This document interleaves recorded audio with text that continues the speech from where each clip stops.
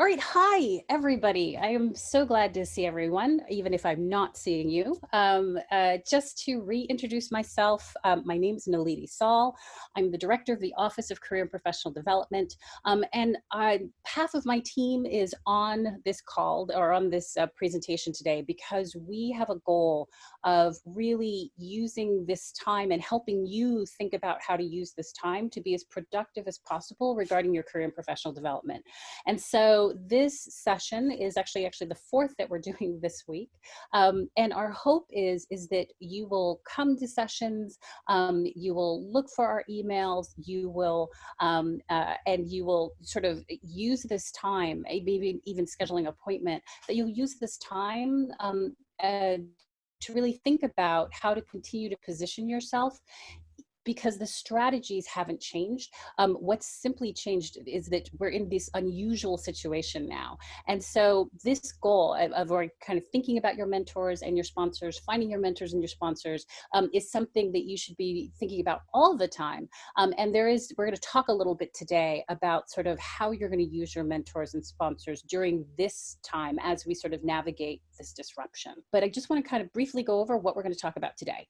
So we're going to do four things today. One, you guys are going to interact with each other and we're going to kind of brainstorm through, and you're going to take time and space to really kind of think about and reflect on what's important to you and what your needs are from a career and professional development standpoint. So the first thing we're going to do today is that we are going to assess the big issue that you would appreciate mentorship around in regards to the next 6 to 12 months. That for all of you, the landscape has kind of changed, and even kind of thinking about, like, once again, what's the best thing to do with your time now? How do you navigate some professional relationships? What kind of support do you need? You still previously had goals before all of this sort of unfolded, and how do you kind of position yourself and get yourself back on track? Are all types of things that perhaps all of you would appreciate mentorship or support around. So we're going to take a couple minutes and you're going to actually think about what that is.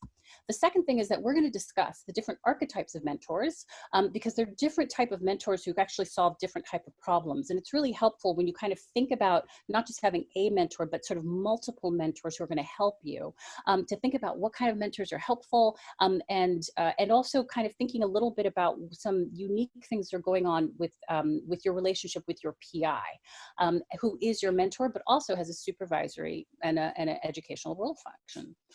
The third is that we're going to brainstorm, which is that we're going to then sort of, once you actually identify those mentors, we're going to talk a little bit about different strategies and different resources for you to actually check those. And we're also going to talk a little bit about why would people talk to you. And then the final thing is that you're going to craft sort of your invitation to engage, which is that when you're actually reaching out or reestablishing a relationship with a mentor, perhaps somebody who you haven't talked to in a year or two, that it really, the underlying concept is that you're inviting them to engage with you, and they have the right to say no, but it really helps, once again, to think about why people would want to talk with you. And so that's what our agenda is going to be today. The questions that you'll be sending to Rachel, which she'll be forwarding to me, or you can actually put it in the general chat, and we can actually answer any of your questions or concerns, not just now, but also after this session.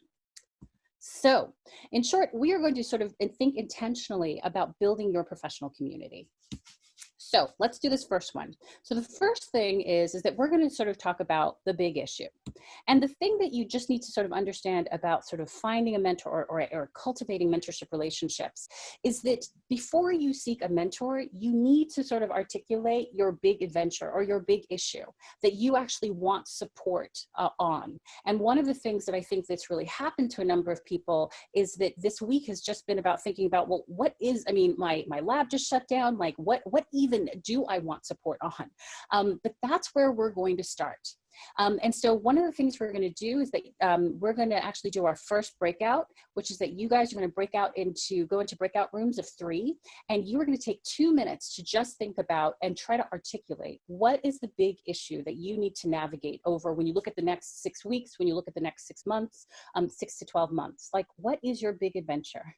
And the second part is, is really thinking about why, sort of like, why is this issue important to you, and why, what is, like, you're going to share with each other what is that issue and why is it important to you. And the reason why this is important is because when you leave here, if you go and reach out to other people, you're going to need to be able to frame, sort of have done the work of really being able to frame sort of what it is that you need, where it is that you're going, what kind of help that you want, and actually sort of make an ask. But to do that, it really helps to take some time to just sort of think about what you'd like to, what's important to you. Let me just kind of give you sort of an archetype of what I'm kind of imagining, is that if you were Selena Student, you would basically be saying something like, so I'm an epidemiology graduate student working on a modeling project. My advisor is on the response team for the outbreak of my country.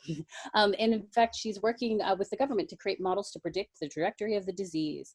I had a meeting with her 1.5 weeks ago, and she said basically that all she has on her mind is COVID ID, and that was before the world went into quarantine.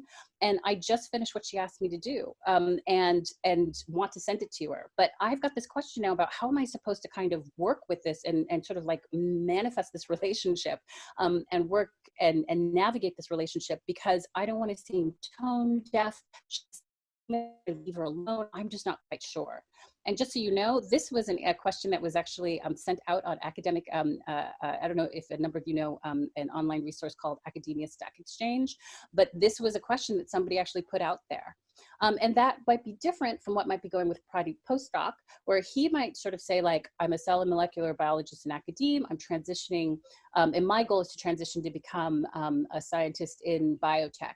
And I'm actually taking advantage of this time to actually learn a new skill. And the question is like, what would be most useful? I've got some options, right? I could basically take an online drug development course. I could take a series of online courses equivalent to an MBA curriculum. I could also maybe just sort of improve my computational biology skills, right? Like I'm just not sure what I should do, but I understand that all of these depend on what I ultimately want to do. And since I'm not sure, I'm just trying to think about what would be like the best, most general important skill for somebody who's going into industry. And this, by the way, was a question on Reddit. But this idea of like really kind of thinking about like, based on sort of what is happening now, like what is your current challenge is the thing that you're going to be focusing on. Let me talk to you a little bit about why doing this is going to be useful. And maybe it'll actually sort of help shape a little bit more about sort of how you're going to frame your issue, which is that once you actually kind of figure out like what is going on for you now, here, let's just do this. You can actually start to think about sort of who you want to engage. And one of the main things that we've been hearing from people is that they've got concerns about like how do you even sort of like think about like who you want to be your mentor and how you want to have a relationship with them, right? It seems like a lot. So I just want to kind of break down for you really in one slide, sort of like when you're thinking about sort of who you want to help you, sort of how might they be conceptualizing it. So the things that you need to know are this. Here's the one slide history of mentorship. Basically, Homer, Greek mythology, Homer was an amazing writer who basically wrote this lovely tome called The Odyssey about this lovely fellow named Odysseus who went on an adventure for 40 years. The reason why this is relevant is because while he was away, his friend Mentor, that guy, basically watched over and advised his son Telemachus from boyhood to adulthood. And not only did Mentor actually give him incredible advice, but that advice supposedly came from like the goddess of wisdom herself, Athena. And so in general, you should know that when you're thinking about like who is a mentor and whether or not you actually are in a mentorship relationship with someone, is that a mentor is somebody who positively influences your personal, your academic, your professional, your spiritual sort of development. And the second part is that they aren't always invested in your particular and sort of in your particular outcome. Like they want to support you, but they're not necessarily sort of particular about what career path you choose or what decisions you make. In short, because mentors really have primarily an advising role, and sponsors are people who like promote you. You can start to kind of think about, and I'd like you to just take a moment to sort of think about the people in your life whom you might define as a mentor, who might define themselves as a mentor, and sort of start to think about whether or not they're mentors or sponsors. So mentors have mentees, sponsors have proteges. But the thing is that a mentor can be anyone. It could be a peer mentor, and you're going to sort of talk about these different types in a minute, but it could be somebody who's just like supports you, who's there for you. But a sponsor is usually a person who's senior, and actually is invested in your success, that they sort of are associating your achievement with their sort of your achievement. It sort of enhances their own reputation. Mentors support people informally and formally, and they deal with everything from building skills and qualities. But sponsors really kind of are focused really on this question, which basically says, how do you get to the next level? And all of your conversations are like, what are you thinking about in the next 5 years? What are you going to do to position yourself? So it's a lot more sort of like a person who's trying to kind of specifically move you forward, to basically, for a new faculty, moving you to tenure track. If you were a new person in a biotech company, moving you kind of like up the organization. Mentors help craft a career vision, right? So in many ways, some of you may actually reach out and have this concept of a person called a career mentor, and they may give you advice and information, but sponsors will actually drive it. So they're going to do a more so than just an informational interview with this person, and you're going to check in with them and they're going to give you some advice. But this person is going to say things like, they're going to really be goal focused. Like, based on the fact that you want to go here, this is sort of what I recommend you do. Mentors give mentees suggestions on how to expand their network, like, oh, well, maybe you could think about joining this group, or maybe you could think about going to this conference. But sponsors specifically are like, they open their I realize it's an old term, they open their address book to you. They're like, you, and when you're at a conference, they're the ones who are like, I need you to meet Bob, I want you to meet blank, or you know what, contact this person, tell them that I said hello. So they're doing a much better job of like really kind of pushing you forward. Mentors usually provide feedback, and on your career and professional development, they can support you, but sponsors actually are kind of personally invested, like they are invested in your development. And the final two things are that mentors usually offer insight about how a mentee can increase their visibility, but they don't necessarily like actively champion you. Right. So that's the difference between somebody basically sort of saying things like, hey, well, you might want to think about meeting this person and doing whatever, versus a person who's like gets on the phone and is like recommending you. They're forwarding you for a particular award. They're recommending you as an expert in your field. And finally, mentors are really good at actually kind of sharing what we call unwritten rules of a hidden curriculum, but sponsors kind of like model behavior, that they are really kind of involved in sort of making sure that you're not just aware of those written rules, but you're navigating your environment well. And so you can start to see that one of the ways that you can kind of think about it is like a sponsor is like a super mentor. But whatever the term is, you could kind of, as you're thinking about what your issue is, you could kind of see how perhaps having people who are sort of at the quote unquote mentoring level, and also having somebody who's a sponsor would be so helpful. And so it is helpful for you to kind of think about both in terms of having multiple mentors and also a sponsor. Okay, so let me go forward. And so there are kind of two cases for this idea about having multiple mentors, and I'm going to go through them, particularly when you're thinking about this particular issue. I imagine that for some of you, this issue has the reason why multiple mentors is good has actually has been presented to you. The first is that it's hard to get all of this level of support, right? Like a person who will give you access to their resources, has time and attention, who can give you emotional support in one person, right? Like this archetype, this sort of, for those of you who are familiar with sort of like the Star Wars tome, it's sort of like a Yoda or an Obi-Wan Kenobi, right? Like there's somebody who like knows you better than you know yourself, is there and supportive, right? Like it can kind of be all of these things to you. And it's really hard to get all of that in one person. And most mentors actually have preferences about sort of like how they want to mentor. Like you can definitely come to me and actually sort of talk to me about sort of what your thinking is for your paper. But you know what? I am not here if you are like having a really rough day. Like don't call me. And so really sort of thinking about the idea, thinking about the sort of all of these different roles is important, because the thing that I need to signal to you is that all of you are going to benefit from having all 9 of these different kind of levels of support. And usually what happens is that when you have a problem or there's an issue like what is happening now, when you actually are missing any of these, it becomes really sort of pronounced. Right? Like where you're like, oh, I wish I could talk to somebody about blank, or you know what, I'm actually really stressed about, like, I had an entire plan about what I was going to be doing over the next 3 months and they just shut down my lab. Like that can be stressful to people. And so one of the things is that it's going to be helpful as you start to think about and reach out to people, to think about sort of like who could help you and offer sort of like that kind of mentorship that you need. There's a second reason why a case for multiple mentors is important, and that is because your PIs are a very special kind of mentor. They are a research mentor. And what this means is that because they're a research mentor, they sometimes experience something called role conflict. And I know I've said this before for anybody who's shown up to a session, but it is worth repeating, which is that your research mentor has multiple roles. They have a traditional advising role, right, where they're offering career development. They might be offering psychological support.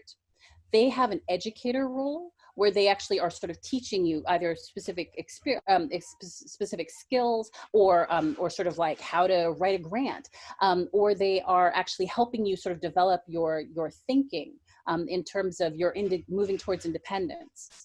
They also, hello. They also have a supervisory role, as in they are running a lab. And so they have expectations and requirements around sort of how you're going to perform, how you're going to behave, and how productive you're going to be. And so some of you may be in this situation now, like when you kind of think about like, why does this matter? When you've ever been in a situation where you're sort of thinking things like, you know what, I'm feeling kind of ambivalent about like being in a lab. I mean, just sort of like my experience as a scientist, that is something that you would be able to tell to a person who is a straight up mentor, because they have no skin in the game, right? They're not paying your salary. So you coming in and sort of saying things like you're ambivalent, or that you have questions about sort of your career path, or you might be thinking about a non-academic career path, does not affect them in the least. But the thing that ends up happening is that it does end up sort of influencing, or it could end up influencing a person who also has a supervisory role. And so one of the ways that I think that this is manifested now is this question about sort of who is quote unquote essential in the lab, right? Like your PI is basically standing in a supervisory role, thinking about the future of their lab and making decisions about who should show up. But a mentor might actually be at this point that kind of says like, you know what, this is a really just sort of difficult and challenging time. You should all go home. And so the reason why this concept of kind of role conflict comes into play is that when a person who has multiple roles, like a mentor and a supervisor and an educator role, comes in, that they have to make a decision, that these different expectations and these different needs influence their ability to kind of make a decision that you sort of feel comfortable with. And so this is why if you feel uncomfortable talking to your PI about anything, it might be because they make themselves an advisor, but in this moment, they're actually engaging as a manager. The only other thing that I'll say about that is that in general, when you are talking about a person being a traditional traditional mentor, like finding someone else in your community who you can talk to about issues or concerns, even concerns about your PI, it works because that other person doesn't have differing interests from you, that your goals are their goals for you. You decide tomorrow that you actually want to go into biotech, or you want to work at a teaching institution, or you want to step away from the lab, and they are happy for you because their metrics of success are yours. But usually if a person has a supervisor and educator role, they also have these responsibilities, and that's when you start to have to like negotiate things like, okay, well, if you're going to think about like, if you're going to say do this internship, then I still need you to get X, Y, and Z done. And so it is the role conflict that makes it really difficult for your PIs to be that level of support that you need. And particularly if they don't acknowledge that they have these different roles, the way that it kind of manifests is that you just have things that you sort of feel like you should be able to talk to them about, but you can't. And this is why these multiple mentors kind of fill that out, which means that you might talk with someone else about the fact that you are thinking about changing a career path, or that you are having problems with someone in the lab first before you actually talk to this person who does have a supervisory / boss role. So this is sort of the second case about why you should find other people. But in general, you should know that there are 5 archetypes of mentorship that usually students and postdocs need. There's this first archetype, and I'd like you to just kind of think about this when you're thinking about like what your issue, what your big sort of issue is, or your big adventure that you're navigating, because there's this archetype of a mentor that's called a field mentor. Like this is a person who kind of understands your research area and can be supportive. This is important because some of you as postdocs have kind of moved into labs where you're working on something where your PI is not as informed. And in this case, they can't serve as that resource to you to kind of think about and brainstorm ideas. And in some cases, they might actually be it might be a little difficult to work with them because they're making suggestions and having you read papers. And you're like, that actually is not helpful. And so there's this piece about kind of realizing that it is always helpful to have somebody who understands your work. That person could be the same or could be different from a career mentor, as in based on where you think you want to go when you leave UCSF. This person is actually offering not just that guidance, but maybe even that sponsorship to move you into that career path. And so one of the challenges is that you could see that in the most extreme case, you could be a postdoc where your PI doesn't necessarily know your field, and you actually want to go into industry, and they actually know about academe. And so they sort of can't sort of serve these roles for you. The third type is this concept called a guide mentor. And this is a person who basically kind of like shows you the ropes. This is somebody who kind of like helps you understand how things work, explains the hidden curriculum or hidden expectations, helps you navigate power differentials and professional relationships. Like this is a person who kind of like helps you kind of navigate what's going on the ground. In some cases, even with your PI. The fourth type of mentor is what we call an inspirational or role mentor or role model mentor. And this person you might never even talk to this person, but you have access to them and you're inspired by them. So this could be somebody who just gives like really dynamic presentations or makes incredible sort of like, makes incredible, or for example, publishes a great deal, or sort of seems to really be visible in the community. Somebody who maybe sort of engages like with integrity as the supervisor, so really kind of like has a strong mentorship focus. Like somebody who, when you look at sort of how they behave professionally, you are like, I would like to do that. I'll just sort of share that one of the kind of mentors that my husband talked about, he's a psychiatrist, is that when he was a resident, there was a psychiatrist who was his attending, and that person, and he was like, it is just so impressive to watch her. Like when she has, for some reason, the way that she communicates and the way that she sort of like carries herself and engages with patients means that even if patients walk in some sort of like psychological distress into an ER, she always manages to treat them with respect, right? And she does that both with how she kind of talks to them, how she kind of carries herself. And I just want to watch that. I just want to kind of see how that works. It's not even worth kind of asking her like how she does it, because there's just so much about it that's so fantastic. So there's this piece about kind of thinking about like, when you think about who's in your world, like who is just fantastic and inspiring, like makes you think like, yeah, that's kind of how, those are my goals. And the final archetype of mentor is the friend mentor. And this may be somebody who knows nothing about your field, may not even be in, the sciences or social sciences, or in the life or social sciences. But what they know is you. Like they know your strengths, they know your weaknesses, they know your values, they know your heart, and they help you kind of like navigate things, right? Like they're the person who, when you've had a bad day, they're like, you've got this, you can actually do this, you can move forward through this, you can handle this. And the idea is that sometimes they are the person who you can reach out to get perspective on everything that's going on. And so there's this idea, and so what you can kind of see is that this entire sort of like these archetypes of mentors who ultimately kind of offer those 8 or 9 things is really what it means when you kind of think about like, what does it mean to have like an incredibly supportive community and a mentor and a very sort of kind of supportive, a supportive team of mentors. They may not know each other, but in this case that they are all kind of helping you navigate through. If you think about it this way, which is that if this was an organization, if you were an institution, they would be the board, where they sort of are lending their wisdom and expertise and their insight and their different kind of perspectives to help you make good decisions and navigate environments. And I just need you to understand that when people sort of feel supported as a professional, it's because they have all of these archetypes, they're present in their life, and they're intentionally thinking about, like, how do I find that person and how do I build that relationship?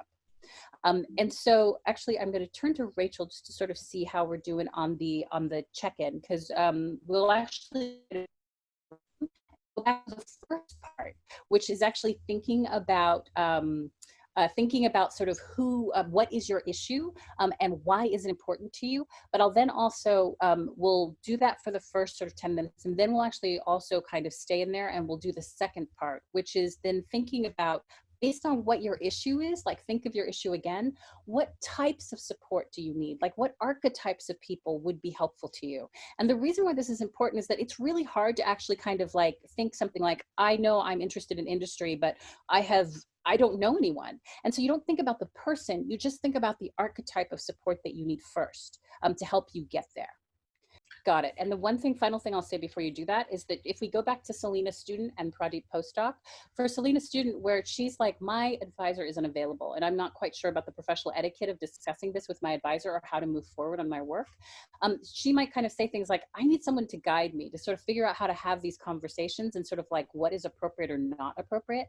And I also sort of need some field mentor, which is that if this person is not going to be available because they're doing the most important work on the planet right now, I still want somebody to brainstorm through, like, well, what should my next steps be as I move forward?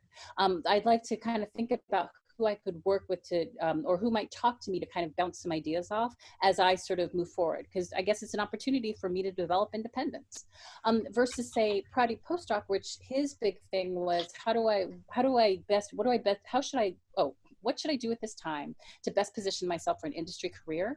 Like he would say things like, I guess I'm looking for a career mentor, like people who are working at a startup and somebody working at a more established company, just to sort of get a sense of like, what skills do they think are important so I can make an informed decision. So that's kind of like what you're going to do. First is like, you can kind of say it, you can say it with more detail, or you can just kind of briefly kind of say like, this is my issue. And the second is even if you can't remember like the 5 archetypes, just kind of say like, what things would help. And so with that, I will turn it over to Rachel. So, so what we're going to do is talk a little bit about sort of just sort of to kind of remind us like where we are. There's this piece about kind of thinking about that if you are, that before you kind of think about, oh, I'd love a mentor, it's just really helpful to think about like, what is my adventure right now? What is going on for me? What would I appreciate support on? And then you could sort of understand that there are so many different types of archetypes of mentors, that part of my goal is just so you kind of see that in the end, a mentor, like a mentoring, it isn't so much that you have a mentor, it's more like you have a mentoring community, like individuals who actually could kind of help you navigate different pieces of your challenge. The third thing is that we'll talk a little bit about, great, so once you actually sort of have identified or sort of thought about like, well, no. So once you've actually thought about sort of what archetype of mentor you need. So for example, for Pradeep, who's kind of like, I would really appreciate sort of finding a career mentor. Usually the thing that people then get stuck on is this question about like, great, so who is in my community and how do I find them? And maybe even like, why would they talk to me? And that is not an unreasonable question to ask like during this time, because it's such a weird and unusual time. Like it is just sort of unprecedented in terms of actually understanding like what are sort of like our norms. Like, is this a terrible time to reach out to people? Is this a great time to reach out to people? Because everyone's like, I would love to talk to somebody, right? Like, and sort of like, what do I say? Do I mention this issue? Like, how do I actually sort of signal that if you can't talk to me, that's okay? And so there's this first piece about kind of thinking about like, how do I find them? And then the second part is sort of how do I engage them? And so let's talk a little bit about what that would look like.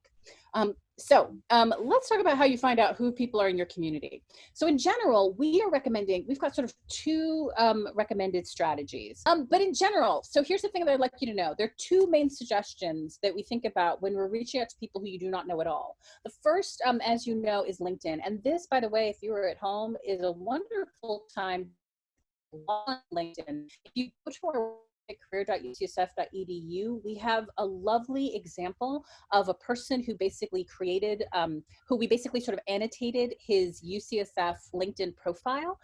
If you want to get ideas about actually sort of spiffing up your LinkedIn profile, that's on our website, and I'll share the website link at the end. But in general, what you're going to do is you're going to go online, and at this point, you're going to basically like try to connect to everybody, because as you know, LinkedIn is like, it's a data set, right? And the more connections you have, the more people that you can reach, you can kind of connect with. But in this case, Prati might just actually like hit the word Genentech, and all of these people, in this case, you can kind of see he only has 4 people who are his first contacts, like 4 people who he actually knows. And yet there are 32,000 people, 32,896 people who are in the larger community, who know these people, who know these people, who know that next set of people, who are in that community. It's just a lovely thing to sort of, in this case, even if you type in like UCSF and Genentech, to sort of see like how many UCSF people are out there. This is, fortunately, the Bay Area is a community where a number of people, when we all get out of quarantine, the Bay Area is a lovely community where a number of people stay in the Bay Area. But while we are in this unusual time, it means that literally everybody is kind of probably doing exactly what's happening at UCSF, which is figuring out how to use Zoom and or Skype or FaceTime or Google Hangouts or whatever. And it might be a good time to actually sort of reach out to them and actually suggest or request or ask to talk via Skype or Zoom or whatever sort of tool you have. And so in this moment, like not actually being next to the person is so much less of a problem, because we are all collectively going through this experience. So the first is that I would definitely encourage people to go onto LinkedIn. At this point, as I said, like connect to anybody, because that makes your and then that's one way to actually sort of find institutions. As you can see, you're able to kind of search by organization. You can also just search by, say, something like biotech genetics or biotech immunology.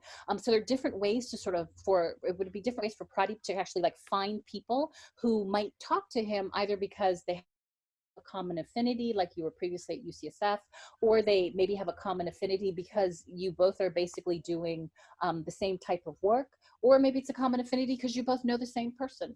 So that's one way that we're sending people. But the second is, for those of you who don't know, is that there's also a tool that OCPD created with the Alumni Association called UCSFconnect.com. And it allows you to kind of integrate, you can either kind of sign on online, or you can integrate your LinkedIn profile. And there's a question that people always ask, which is, if there's already LinkedIn, why would I sign up to UCSF Connect? And it's one reason, and it's this one. Because what UCSF Connect allows you to do is that when a person basically kind of joins, is that they basically are allowed to signal how they would be willing to help. So one of the things about LinkedIn is that you're kind of like, why would you talk to me? Like, here is a person who's like, seriously, I am from UCSF, right? I am willing to introduce you to my contacts. I am willing to do an informational interview, right? And in this case, she was fantastically willing to speak on campus about her career, which she might want to do in the future. But this is sort of like an additional level that people who have been associated with UCSF in the past are willing to connect with you. So I firmly encourage you to try to get onto UCSFconnect.com, sign up, and then just basically sort of just check out who's there. And in some cases, cases, there may be a person who was in your program years ago who might be working at an institution that you're interested in, because this person I think does patent law. There may be a person who's in a different career path. So this is a pharmacy student, but they're working at Gilead, and you might want to know about Gilead. So, and this person actually also sort of check things like, I am willing to literally mentor. I'm willing to offer advice. I'm willing to look at a CV. So this is a lovely time for you to sort of think about sort of reaching out to those populations. So in addition to those other suggestions that I'm going to make, definitely get on to UCSF Connect and definitely get onto LinkedIn. Because it's just it's a lovely way to really sort of tap into those affinities and those relationships. And then also, just so you know, there are also UCSF faculty who are not your faculty. Part that I'll say about this is that there are also UCSF faculty who are not your UCSF, who's not your PI, who are also on there, who have also kind of signaled that they would, for example, be willing to be a mentor, willing to offer advice. And so if you might actually think about, if there's someone who you know, you might check and see if they're on UCSF Connect and sort of say things like, you know, one of the reasons why I'm reaching out to you is because I see that you sort of said that you would be willing to just offer advice. And I would love to, you know, I would just love to have 30 minutes of your time to blah, blah, blah, which we'll talk about in the next step. It might be that when you were talking to, or when you talk with, not just so much in the breakout group, but if you take this back to other people who are your fellow colleagues who are in your lab, if you're talking to them, you might actually share your goal, and you might actually end up saying things like, you know, I realize that my goal is that I want to find 1 or 2 people to help position me for academic positions at teaching institutions. And somebody may recommend somebody like a friend who works at an institution. You might actually even look at what is out there in terms of like looking on online profiles at like sciencecareers.org or featured stories of individuals who basically are at organizations that may be of interest to you, or basically have just talking about that experience. You can also look at the OCPD staff. So for those of you going the academic career path, you could actually talk with Lawrence, who's been so helpful this morning, about whether or not, if there's somebody at institutions who previously was at UCSF, who she helped before, who you might be able to talk to. On the non-academic side, that would be our program director, Michael Matrone, who actually, and also our program director, Linda Louie, who actually does experiential learning. You might actually ask them about the individuals who've gone through our mentorship not our mentorship program, but our career exploration program called MIND or GSIs, to sort of see, is there somebody who works in an organization that you might want to talk to. Going on further, and they might actually sort of suggest somebody, and then you would reach out to them. The final thing is that or some other things are that you might actually just like look at institutions, like specifically say things like, I ultimately want to work at UPenn. So how do I, like, who's at UPenn? Do I know anybody who knows anybody who's there? Including asking your PI if you feel comfortable talking about your career path. It might be that if there's a conference, if we, when and if we get back to conferences, to sort of see if there's anybody going and sort of set up a time to talk then. You might actually look and sort of see if there's additional programming that we're doing where we might be inviting a speaker or a registered campus organization or other organizations where they might actually invite speakers around your topic. And you might just actually start asking people, like put it out in the universe. Like my goal over the next 6 months is to find 1 or 2 people who would be willing to talk to me about their career path, transitioning into new faculty positions, including understanding a little bit more about how they position themselves, what the interview process was like. And as you put it out there, people may actually suggest someone. In general, the breakout group that we're not going to do is that it's really helpful at some point to really kind of get to this point that basically says, now that I know what my issue is, and now that I kind of know the archetypes, like I really want somebody to serve a bit as a career mentor for me, to help me kind of think about what things I need to do to navigate and position myself effectively to achieve my career goal. And then you hopefully get to that next piece, which is that you then kind of think about all of these different strategies to reach out and then find someone to talk to, which then of course, brings us to this final thing, which is that people are kind of like, yeah, but then how do exactly do I reach out? And so that's one of the final things that we're going to cover today. Okay, so usually at this point, people sort of say that there are a couple of things that concern them about actually reaching out, um, which includes this piece, which kind of says like, why would people talk to me? In some cases, it's there's someone who I know. I met them like 2 years ago. I haven't talked to them in 2 years, but I'd love to get in touch. In other cases, they're like that these people are all strangers to me, and I am really struggling to sort of even understand, like in the U.S. like how does one sort of appropriately engage, and there's just this underlying concept that sometimes helps to help reframe this question about sort of how you're going to approach them, which has to do with understanding why people will talk to you. And the main thing is understanding that one of the main mistakes that people make, or sort of just shifts in thinking that need to happen, is the difference between sort of how you operate in your personal world, which is your friends and your family, versus how you actually operate in your academic and your professional world. And what this means is that in your personal world, people sort of engage you and work with you and do things for you for a number of reasons which are very personal, because they love you, because they're attracted to you, because you have a familial tie or obligation, right? Like in my family, every single time there's someone going to college, like some like third aunt cousin is calling me up, even though I'm like, I know nothing about architecture. Like in my family, which is from the Caribbean, they're like, it doesn't matter, like you're gonna talk to them. And yeah, I'm gonna talk to them because my aunt tells me I'm going to, right? So there's this idea about sort of like there's an obligation to do it. Sometimes you basically sort of like engage or support people because you respect them, because you're friends with them, or you just sort of have affection for them, right? Like this is this idea about sort of like how and why people talk to you. And yet, I just need you to understand that in the professional world, there's a different kind of energy that kind of powers that universe. And that energy isn't love, it's collegiality. And that these people, your colleagues, and collegiality sort of means that sort of like how you engage is from a place of like curiosity, and that you actually connect with people because you have an affinity to them. You both went to the same institution, you're doing the same type of work, you know some of the same people. Once again, still respect, but also that people may engage you because it may actually help their own productivity. There may be an opportunity for collaboration, right? But there's this idea that basically says that sometimes it feels awkward because you don't kind of know this person, and in your personal life, it does make sense that you actually might be that there's kind of this line between sort of those who are you consider your friends and family and those who are not. But in your professional world, there's sort of this combination of like colleagues are just people you know, and or people you don't know yet. And so the idea is that you can talk to everybody, but how you talk to them is a little bit different, a little bit different.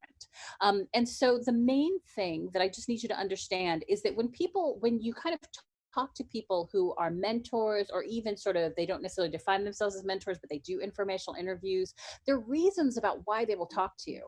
And the weird thing about it is that it has very little sometimes to do with you. Sometimes they'll talk to you because the work that you're doing is interesting, like they're impressed by it, that you're doing interesting work and it helps them forward their goals, right? Like you might collaborate in the future. Sometimes they're talking to you not because of you, but because of their own experience, right? Like they want to share their knowledge, they want to share their expertise. Maybe had a difficult time sort of figuring out like how to work with the PI, and they're like, I just want to tell everybody, like, this is how you do this. Sometimes they're doing it to repay a favor that you know about, like maybe you both know someone, or a favor that you don't know about, like they're paying it forward. Sometimes, as I said before, it's to help a friend, which is that friend was like, will you talk to blank? And so this is where like you connect with somebody on LinkedIn through someone else, and like, I will talk to you because you know my friend from high school. Sometimes it's just because they have the time and the interest to do so. And quite frankly, there are some people who have a lot more time right now, and might have the interest in actually sort of engaging. Sometimes people help you because they wish that someone had helped them, right? It's sort of like the self-fulfilling experience that they wish they'd had. Sometimes they do it because they can consider it part of their job or their professional identity that they see themselves as mentors. Sometimes they do it because you all have an affinity for each other. They see themselves in you. And I mean, see themselves in you in that they kind of can relate to your experience at an earlier stage. Or in some cases, they sort of see something in you that has nothing to do with you. Like there is a person who is a professional colleague of mine. And the thing is that she just looks like my best friend from high school. Just happens every single time I see her. I'm like, it's just great to see you. Like I realized it's just an affinity, just is. Sometimes it's just because they like her, or as I said before, are impressed about something. As I said before, that you may remind them of somebody. And sometimes it's just because you asked respectfully. That's why they'll talk to you. That's why they'll help you. And the thing that you just need to understand is that so much of sort of approaching somebody, or you can see that so many of these reasons about why someone will talk to you has absolutely nothing to do with you. It has to do with this other person and how they sort of see themselves. It becomes important, not necessarily by the first contact, but if you want to basically sort of take this relationship from one of a connection of a colleague to a mentor, then you have to actually be curious about why this person said yes. Because you can then actually help them, you can give that to them, right? And so if you say are doing an informational interview with somebody in biotech, you could sort of ask them, like, once you talk to me about sort of your journey, you could say things like, so it sounds like a number of people gave you really good advice, thank you for paying it forward. Or you could kind of sort of say things like, thank you so much for talking to me. I'm just wondering, do you do a lot of these? And sort of like, why is it valuable to you? And they could say things like, you know what? I've actually helped a number of people who've been like future colleagues that I really enjoy working with them. I want to bring good people to this organization. And so in that sense, you can then sort of understand like how you're going to repay the favor. Because there's this interesting thing about sort of relationships when they sort of become sort of not unbalanced, but they naturally kind of tip back and forth. And one way is that when you're reaching out for someone for mentorship, you can't really kind of repay them, right? Like you're not going to send them enough articles that are of interest to them to make it worth their while. You're going to repay them usually by collegiality, by showing respect, right? By thanking them when they help you, by showing them sort of like how productive the interaction was for you. That because you talked to me, I did blank, or because you brainstormed with me on X, or you read my draft of my research statement, I was able to do Y. Right? Like you're going to sort of think about trying to signal to them that the time they invested in you was valuable. And so, but in general, I just like you to know that when you kind of do this first ask, the first ask basically covers 5 things that you kind of put into the ask. And I'm just going to kind of show you a couple of different examples, and you will have these examples. So if you're going to kind of write an email to somebody or reach out to them, you'll kind of know what needs to go in the letter. So basically the 5 things are what? You need to start off with who you are, including like what the affinity is, because you're actually starting a collegial relationship. You're going to signal what the heck it is you want. You're going to tell them why you're asking them. You're going to basically sort of thank them for considering whatever your request was. And then you're going to let them know how they can hear more about you. So let's look at what a letter would look like. And what I'm going to do is that as you're looking at this letter, I'm going to light up a little bit about sort of how that letter breaks down into these pieces. So like somebody sending an email, even if you don't know this person at all, you might send them an email that says, hi, Dr. Kent, I'm the sociology program at UCSF. My research focuses on developing community interventions involving technology to tackle preventable diseases, right? So this is kind of who I am, and this is my affinity. I'm from UCSF. I've been considering health policy and consulting as a career path, and for the past 2 months, I've been speaking with different professionals in the field. And I'm wondering if you'd be willing to, or be open to chatting with me for about 20 to 30 minutes about the field and your career path. I was specifically interested in your background because it's so diverse. Your career path from your LinkedIn profile suggests that you're somebody who's been able to apply their epidemiological expertise in government and think tanks and in the private sector and truly make a difference in people's lives. Thank you so much for considering my request. My LinkedIn profile is Diana Prince, whatever, LinkedIn.com, should you want to learn more about me and my work. So super short. But the main thing is that it doesn't necessarily kind of matter how you write it. It just matters that when you read it, does it have all 5 of these items in the letter? And so what I'm going to do is you're going to take like a minute, which is that I've written out 3 different versions of letters. So this is a letter where this first one is an example. Here, let me just go here. This first one is an example of a person kind of sharing that the affinity is that somebody suggested that we talk together. And I'm just wondering, and then there's the ask about sort of, I'm asking for 30 minutes. There's sharing a little bit about the background. And then there is this piece about kind of acknowledging what's going on with this unusual time. And the unusual time is that you can say, like, we are all basically quarantining in place. There's no way not to talk about this, but you can kind of sort of think a little bit about sort of how you'd like to, about sort of like how the ask changes. And the way the ask changes is that you might sort of say that I realize this is an exceptionally unusual time, so I would ask if you have any time in the next few months to chat. Because this person may actually like be on the COVID-19 front lines and not able to help you at all, versus they actually could have lots of time and be like, hey, what are you doing tomorrow? Like Friday's free, like Saturday's free too. And so you're just going to kind of signal a little more wiggle room about, oh, and I'm so sorry, there's a typo here, but, or FaceTime or phone, if you are available. And you're gonna kind of signal like there are different sort of ways to connect, and that but the main thing is that you're saying that you can be flexible to this person's sort of schedule and sort of their method. And then once again, the collegiality is that you're just gonna thank them for considering the request. Because in the end, the person may say like, no, this is a terrible time. And then you will just say, well, thank you so much for considering the request. So this is, and so just so you know, they're just sort of like 3 different letters. The second one is an informational interview about career exploration. And the third one is what parti postdocs email would have been, which is that somebody sort of saying like, during this COVID-19, I realized that, that it has unexpectedly given me space to really think about how to further position myself for my career path. And I'm just wondering, you know, could you actually just sort of talk to me, or would you be willing to, in this case, read my research statement, because I'm going to go on the market next year. And I'm just wondering if you'd be willing to read a draft. So actually kind of like making the ask, like there's kind of 2 things that usually slow people down. The first is sort of like this piece about like, what exactly am I supposed to say? And this is not just for individuals where like English is your 3rd language. Like this is really for everyone, like what's the appropriate etiquette, and am I hitting like the right tone? But then there's also just kind of this thought about like, gosh, I mean, but what if this person says no, right? Like usually things like this kind of like, they sometimes float around in everybody's mind. But it really helps to also just sort of think about how, if someone was approaching you, how would you like to hear it?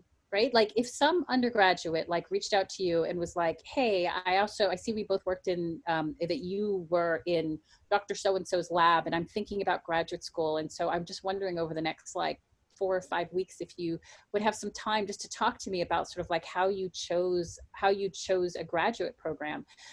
If you had time, like, is that sort of like what would resonate you, where you're like, yeah, I guess I'd do that. Like if you include a LinkedIn profile, so I know that you sort of like, so I have some sense of who you are.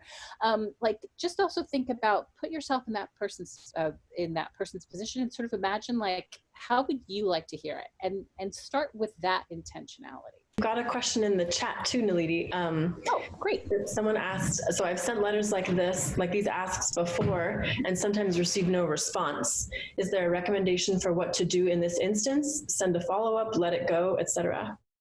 Yes. So in general, the thought is that you get, oh, here, let me actually just also share my screen again. Yes. So in general, know that you pretty much get sort of like what's considered 2 or 3 bites at the apple. That the first time it could just be that a person doesn't usually use email and they're not kind of seeing it. The second time they may sort of like have intended to respond to you, but if a person doesn't respond 3 times, they mean it. And so the simplest thing to do is that so you send an email, you send a request, and know that once again, it's an invitation. The person has the right to kind of say no and not even tell you that they're saying no. I mean, this is why sort of reaching out to multiple mentors is important, because it's always about like the right time, the right person, and sort of like, are they in the right headspace, right? And so it could just be something like, there is a person who, or actually, there's a person who actually has been reaching out to me, and I just have not been able to get back in touch with them. And it's just really, so I've got some FMLA family issues, and so I'm like, oh, it's just going to be way too hard to sort of explain, like, you know, like whatever's going on in my family. I'm just kind of like, I'm just not responding to them. But it's not personal. And quite frankly, if they like, actually, now as I'm thinking about it, I should probably get in touch with them. But if they like reached out to me now, I probably would respond. And so there's this piece where the strategy that you use is that when you send an email, you put it out into the universe. You give them like a week or two to respond. If they don't respond, you send a follow-up, but you basically like forward the previous email just to kind of explain that it's you again. Because sometimes a person's like, oh great, now I've got to contact two people, not realizing that you're the same person. So you basically sort of send the email again, and the second kind of correspondence is much shorter. It's just something like, Dear Dr. Jones, I hope you're well. I'm just following up with you one more time on my earlier request from 2 weeks ago. Basically, I'm just wondering if we could find time to talk. Thank you for considering it. And then you have the email that happens below. And then sometimes people, like, there is somebody else who contacted me where it's like, oh my gosh, I'm so sorry. It's just been crazy. And in some cases, I sort of haven't had a chance to respond yet. But know that if someone's not talking to you, as long as you've kind of reached that threshold that you have been respectful and collegial in your approach, it probably, once again, and the same reason why people talking to you has nothing to do with you, it could also be that not talking to you also has absolutely nothing to do with you, right? Like, this person could have been burned by someone else. This person could be in the middle of a divorce, right? Like, there could be a lot going on for this person, and it's not you. But it's an invitation, and then you invite someone else, and you kind of like plant a seed and you go. You plant a seed and you go, and you see if people are ready to connect. And Naledi, we had one other question in the chat. Would you recommend to ask a collaborating PI for mentoring advice? They might have their own strategy for my project and career development, which might be conflicting with my other PIs. But on the other hand, they know me and my field well. Yes, and so this is one of the reasons why having a guide mentor, and just in terms of like managing sort of power differentials, particularly if you're dealing with a co-PI situation, or there are like three people in a professional relationship and you're the one with the least amount of power. Like, there is always this question about sort of how do decisions get made, who's the final decision maker, what is appropriate, and it can just be sort of something additional to navigate. In general, however, you can always inquire about that person's opinion. And by signaling the fact that you respect kind of their thoughts and that you're going to help it inform your decision or inform your approach. So if I happen to have, say, two PIs, and there's my one main PI, and then there's this co-advisor or this co-person, I'd probably reach out to the second person and sort of say, like, I am during this time, I've just sort of been, once again, thinking about the work, and I'm just sort of thinking through what my options would be about how to handle things. And so could we sort of talk about it? And then in the beginning of the conversation, I would probably say things like, so I know that whatever gets decided, it'll have to be in alignment with whatever, my primary, whatever, Bob, whoever the primary PI is, but I really do respect your opinion and would appreciate sort of your perspective as I sort of think this through. So you kind of come to them in the perspective like you're coming for a consult, and just asking them for advice. And so the final part that I just want to share is this final question about sort of building a relationship over time, which is that people are usually really focused, and so this you just need to listen to. So people are usually focused on like, how do I make the ask? How do I have a first conversation? But there's this question about like, and then what? Like, yeah, you did your first date thing. Like, then what happens? And with that, I think that there's this view. So the final thing is that this question that kind of says like, great, so we reached out, we talked, but like, how do we cultivate or like grow this professional relationship? Like, I've asked them for help, they've given me help, like, now what? And one of the things that ends up happening is that after you sort of have that first interaction, there's this thought where it's like, well, how often do I contact them? How much is too much? I don't want to stalk, but I do want to sort of like say thank you, like what's happening? And so I thought it might be helpful just for you guys to sort of see, to kind of understand sort of like what the concept is, like what the strategy is behind the engagement, to nurture a professional relationship, and then to just sort of see like a sample sort of like calendar. And so in general, the main thing is this, that if you want to sort of develop a strong relationship, you need to start small, have a small ask, like I would just want to meet for 20 minutes and ask for some guidance, or I was just wondering if you'd be willing to look at my CV. So you keep it small. Um, and then the reason why you don't ask for everything that first time, because sometimes people are like, oh my gosh, you know what, this might be the only time I get you, so I'd like to ask all my questions, is because then you've got no reason to go back to them. So start small, be like, you know, I would just love some, I just sort of appreciate your time for 20 minutes. And then know that like, once you kind of like get that guidance, then you might get guidance from other people. And then you might reach out later and sort of say things like, oh my gosh, you know what, I'm at the point where I'm now sort of, if it's research, I'm at the point where I'm sort of taking and sort of like synthesizing all of the great advice that I've gotten from people, including you. Would you look at a later stage draft? Or if it's the personal thing, it is, thanks so much for like, you know, giving me advice about my CV. And I'd like you to know that, that I actually sort of did an informational interview, and this person basically said that my CV was really on point, and that's thanks to you. My next step is that I'm going to be doing, you know, an informational interview with this person. And so any advice you could share about how to interview would be effective, or would be really appreciated. So there's this piece that kind of says that if you, one of the reasons why you're kind of thinking of this as an adventure is that people are going to, you're going to kind of reconnect with people as you kind of reach new challenges or reach new milestones. And in the end, the main thing is that you're going to always sort of frame your invitation as a small ask, as that's part of your big adventure.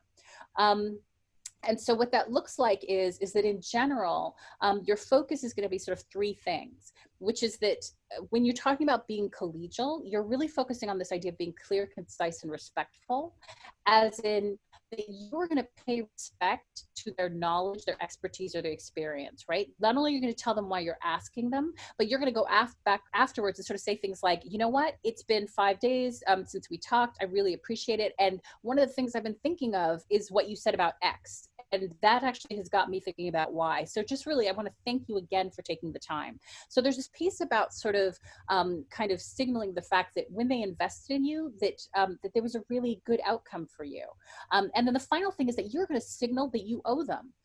Which is that you're going to say things like, if I can ever return the favor, please don't hesitate to ask. And the reason why that's important is because as a junior person, you don't know yet how you can help them. But for all you know, like their cousin is thinking about the graduate program that you went to, and thinking about applying and would love for you to talk to them 6 months from now. You don't know, but you need to signal that in addition to sort of like paying respect to their knowledge and their expertise, and thanking them in that moment, and thanking them like when you're thinking about sort of like, I've thought some more about it, or whatever the impact is that you're signaling that you do owe them.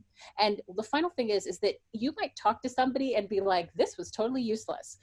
In that case, you are going to thank them for their time.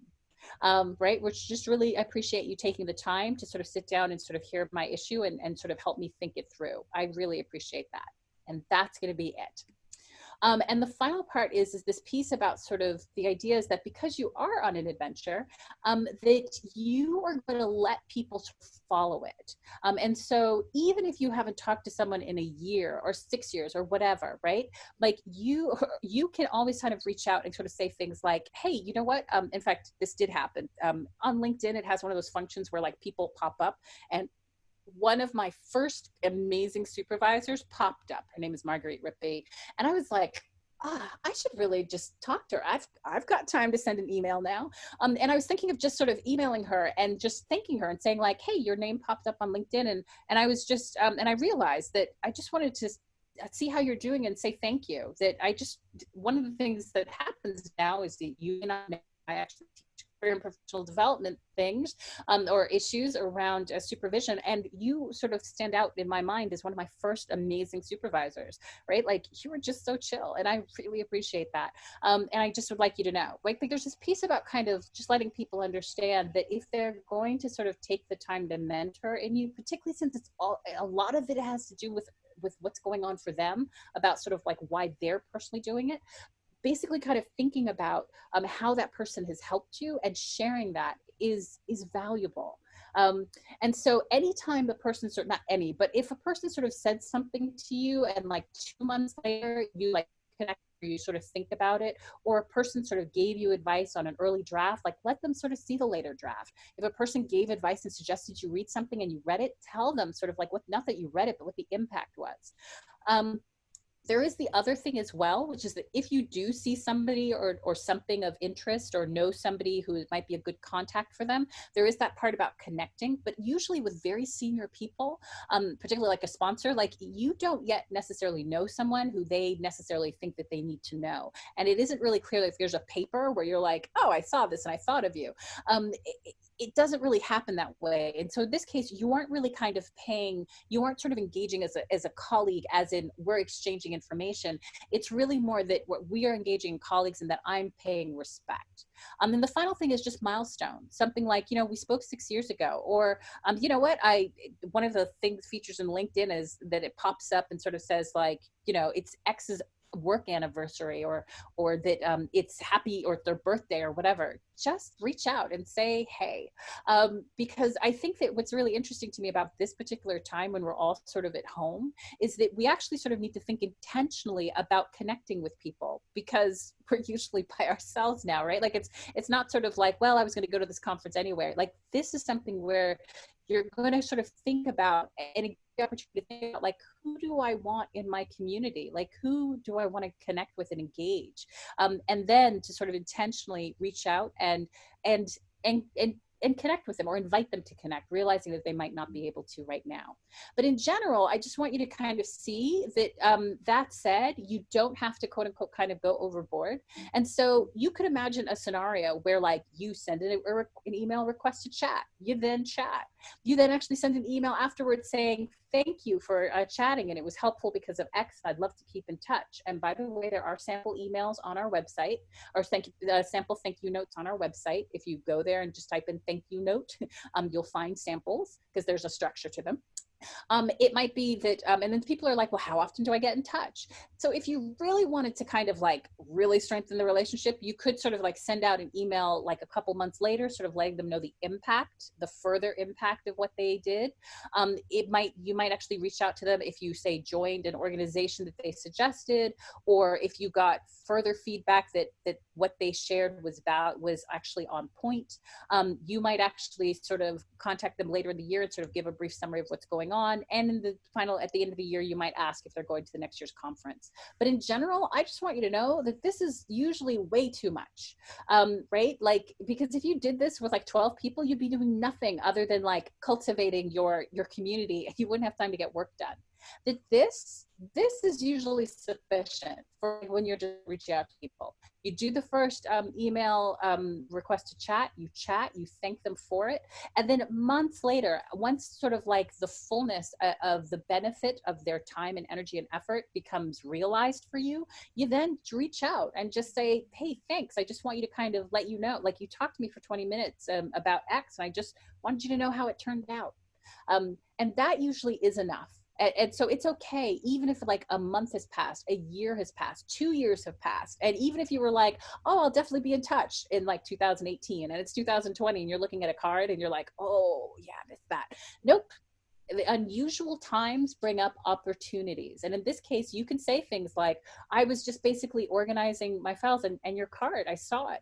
And I realized that, that I never reached out and I wanted to now. How you're doing, how are you, and then go into what you're going into. But reaching out to people, asking, sort of letting them know their impact, asking them if it's appropriate, asking them how they're doing, that this is one of the possibilities for you as we are all in this sort of unprecedented time about sort of how we engage each other professionally. We're all going to be figuring it out together.